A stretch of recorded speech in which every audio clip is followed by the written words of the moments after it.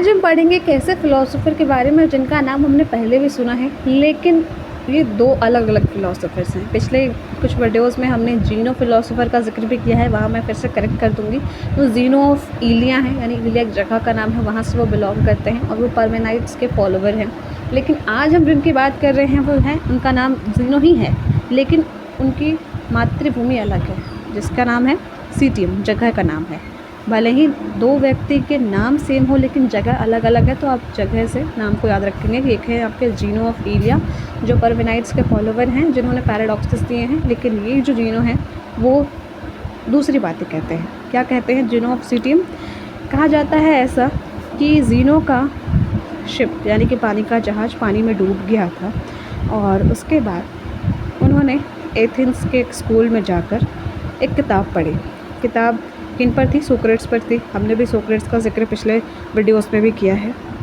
और किताब पढ़ने के बाद उन्हें फ़िलासफ़ी में एकदम डीप इंटरेस्ट डेवलप हुआ और फिर उन्होंने नॉलेज गैदर किया अराउंड फ़िलासफ़ी कई सालों तक और अपना ही स्कूल खोला, जिसका नाम क्या उन्होंने रखा? स्टोआ पोए क्लेले। अभी ये वर्ड थोड़ा डिफरेंट है प्रोनाउंसिएशन करने में, इसलिए थोड़ा टाइम लगा, बट इसका स्पेलिंग मैं बोल देती हूँ। स्टोआ का STOA और पोए केले का POIKILE। ये उनके स्कूल का नाम था जो उन्होंने खुद खोला था after gathering knowledge around philosophy. और इस जो स्कूल का नाम है, इसका मतलब क्या हो जाएगा? Painted porch. और साथ में जो भी लोग स्टूडेंट्स स्कूल में पढ़ने आते थे उनको कहा जाता था स्टोइक्स। जैसे कि मैं एक एग्जांपल देकर बताती हूँ आपको। जो भी लोग सेंट ज़ेवियर्स में पढ़ते हैं वो अपने आप को क्या बोलते हैं? We are Xaverians. तो वैसे ही जिन्होंने इनके स्कूल में पढ़ाई की उनको कहा जाता था Stoics. Okay, as simple as that. आप समझ लेते हैं इनकी फ़िलासफ़ी क्या थी लाइफ को लेकर। सबसे पहले कि हमें नेचर के अकॉर्डिंग रहना चाहिए, मतलब कि अगर आपको मीनिंगफुल लाइफ जीनी है तो आप नेचर के नियमों का पालन करें। सिंपल है।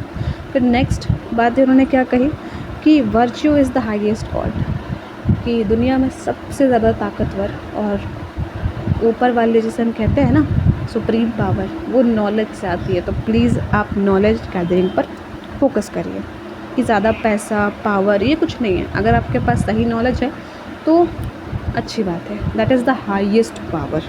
ठीक है। फिर तीसरा क्या है? Control over emotions. अब आप ऐसा मत सोचिए कि इनकी बातें सुनकर पैसे पावर, मतलब पैसे के बिना तो आज की लाइफ में कुछ होगा ही नहीं, बिकॉज लाइफ का कोई मीनिंग ही नहीं है, क्योंकि हर चीज़ को लेने में देने में पैसे तो लगते ही हैं। तो ऐसा भी नहीं है कि आप फ़िलासफ़ी सुने तो बिल्कुल प्रॉपर ही फॉलो करें। हाँ, आप कुछ बातें फॉलो कर सकते हैं जो सुनने में आपको अच्छी लगे।